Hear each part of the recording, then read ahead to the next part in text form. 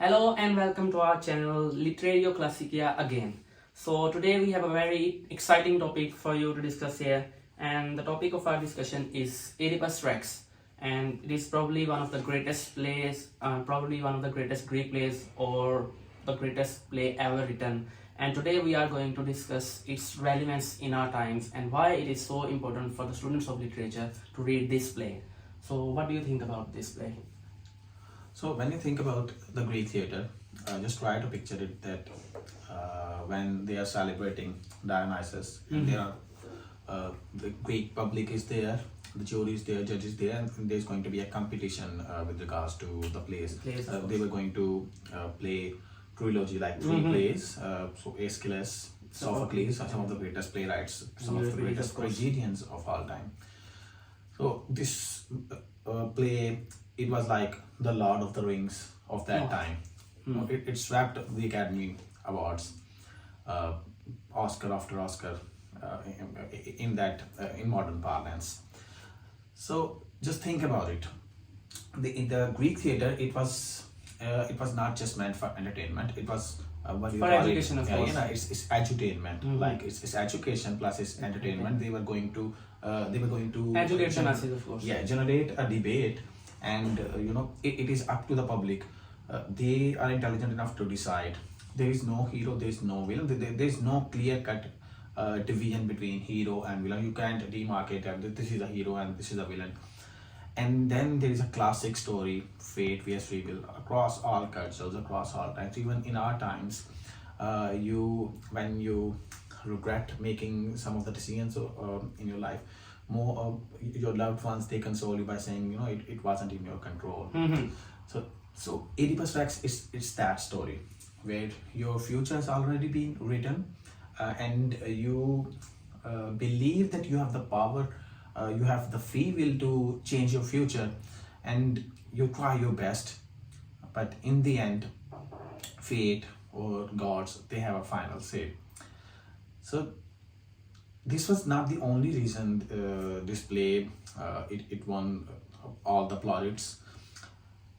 Aristotle, in his Poetics, he laid out some rules, like techniques. Why a drama is perfect? What makes a drama perfect? Our perfect work of literature. You sometimes you delve into these debates. Ronaldo vs Messi. Why you consider Ronaldo is the best? Why do you believe Messi is the best? Or like great teams. Whenever you're debating something, you have some rules. These are the rules. That is why longevity, timelessness, universality. These are the consistency. These are the things that you. So when it comes to plays, Aristotle, when he's talking about the rules, he had Oedipus Rex in his mind. Imagine, in his mind, this was the perfect. Yeah, he possible called play. it Oedipus Rex the perfect play. Because of its A perfect plot, tragedy. because of its characterization, plot, it has uppermost importance according to him, and he believed that Oedipus Rex, it had a perfect plot. Impeccable plot, and there was not any. How do you decide which particular plot is perfect? And for that, he had rules as well, Yes. Aristotle. And most of the people, they consider Dante, the Italian poet. He said Aristotle, the master of those who know. So he was respected in the Greek era as well. So when he's saying that this play is perfection when it comes to its techniques or plots, it must have been something. Something, of course. So what is the perfect definition of a perfect plot? So according to him, tragedy, you know the definition. Tragedy is an imitation of an action that is serious, complete in itself. It has to be written in an embellished language. It should arouse pity and fear. There were two other elements: anagnorisis and peripety. Of course. It's reversal of fortune and the sudden discovery. And if a play has to be perfect, a plot has to be perfect, both of these things must happen at one time, at one and the same time, concurrently. Yes, and that is exactly why Oedipus is so appreciated even to this day, because these things, his sudden reversal of fortune and peripety and anagnorisis, it happens at the same time. And exactly, the moment the discovery is made, who actually murdered the previous king Laius, that is exactly the moment the reversal of fortune happens. That was They the are moment. connected, of course. Yeah, that was the moment where he lost everything. He lost his honor, he lost his prestige, and why he and that scene is very famous where he, with those brooches. Yes, he just gouges out his eyeballs. eyeballs. So, what do you say about that? Why does he do that? There have been multiple interpretations with regards to this particular action, this particular punishment that he inflicts. He's not you try to understand, you try to study his character. He's very proud guy. He takes pride in his ability I think he's actually, he's blaming his eyes, these eyes that saw the demise of everything. These eyes, through these eyes, he just killed his own father and married his own mother, and he just gouges out those eyeballs that he doesn't have to see it all again. And that just not does all about these eyes. It's just inner guilt too. It's everything. It's all connected. It's not just what he sees, but what he feels, and that is a punishment for himself, that what these eyes have done. Yeah. So what I was trying to say, that he was not a masochist. He does not derives pleasure by inflicting pain on himself. He's a very, very proud guy. He took pride in his ability to solve the famous riddle. Yeah. But why he takes why he decides to punish himself in this way, this brutal way? I think one of the interpretations that I read somewhere, and I was I was satisfied with this interpretation, is that there was a scene where he's blaming Tiresias and Creon, that you are plotting my demise because Creon wants to be king. Okay, so Tiresias, he says, you have eyes but don't you see? Yes. And just look at the irony. Tiresias, He doesn't have, he's blind. He can't see. He can't see, but he still has vision. And yes, and that's why he punishes those eyes. That even I had eyes, but I couldn't see. I had eyes, but I could not see all of it happening, unfolding in front of me. And he just could not, and that's why he just could not believe what happened. And he punished his own eyes and punished himself because these eyes could not see.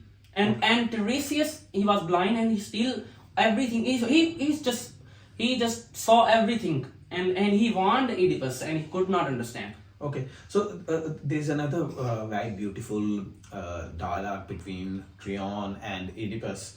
This particular play, where there's a famous line in one of the Henry plays by Shakespeare: "Uneasy lies the head that wears the crown." You look at the rulers around you in these times. It's a big responsibility. It's a big responsibility, and it's just amazing. And if we look from every point of view, if you look from this point of view, from the power point of view, and way Creon talks with Oedipus, why would I want to be in power? Yeah. Why would I want this responsibility? Yes. This headache? Exactly. And there are only two things that a person craves in his life, that you can that you would trade everything to have them. Like, one is freedom, and the other one is power. He said, I have power because I'm a brother-in-law of a king, brother of a queen. Why would I want to have power? And with power comes great responsibility. And responsibility, it mars your freedom.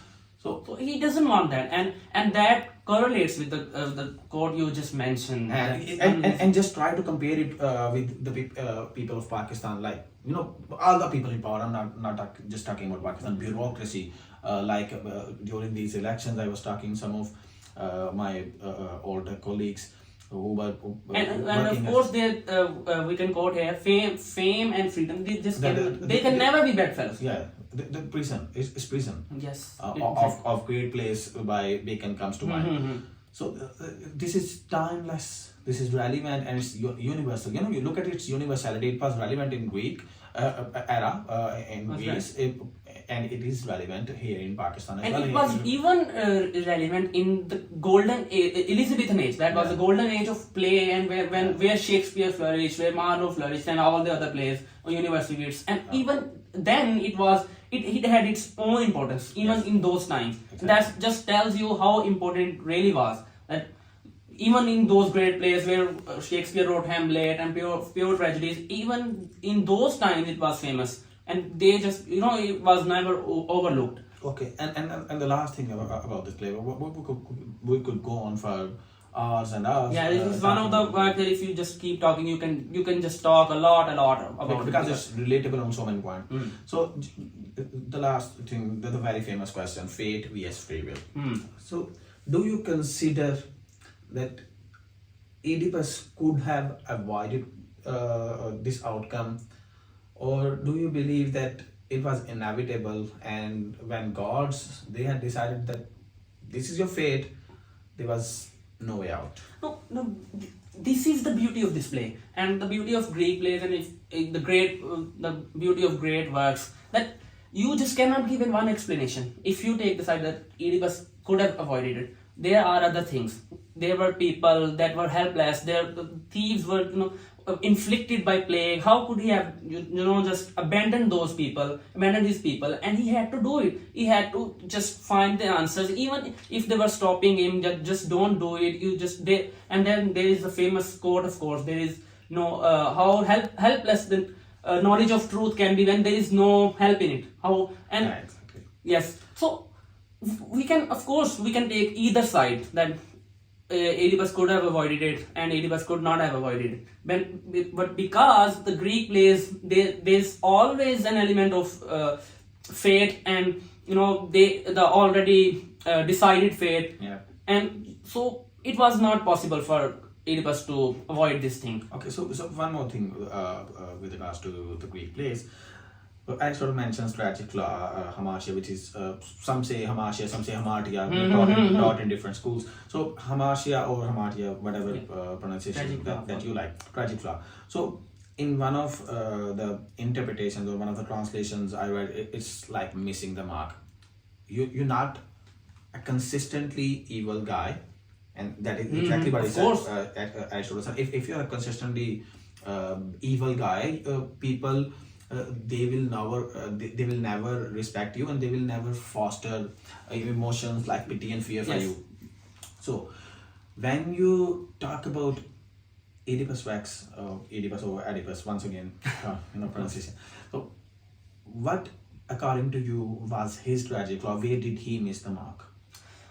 I think, okay, I would not blame him for his tragic flaw, but where he misses it, and Tiresias comes to him, Creon comes to him, they just warn him over and over again, just don't do it. And there was an element of pride in him, and because he had solved the impossible riddle of things, and by solving that, his pride, it just of course it grew his pride, oversized ego. Yes, of course. And that was the problem. That was his tragic flaw. And he could not, there was no understanding, and he could not foresee anything. And he just, in his pride, or you can say anger, or his oversized ego, of course, he just went for it, and he just decided to dig again. So I have to find the truth. And when he does it, he gouges out his eyebrow and could not take it. A few days back, I read a quote somewhere,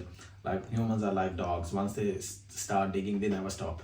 So this is exactly what Oedipus was doing, and he couldn't stop.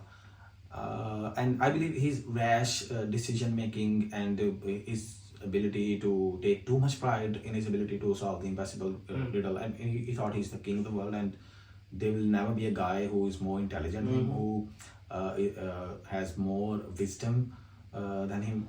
I think this is where you can blame him.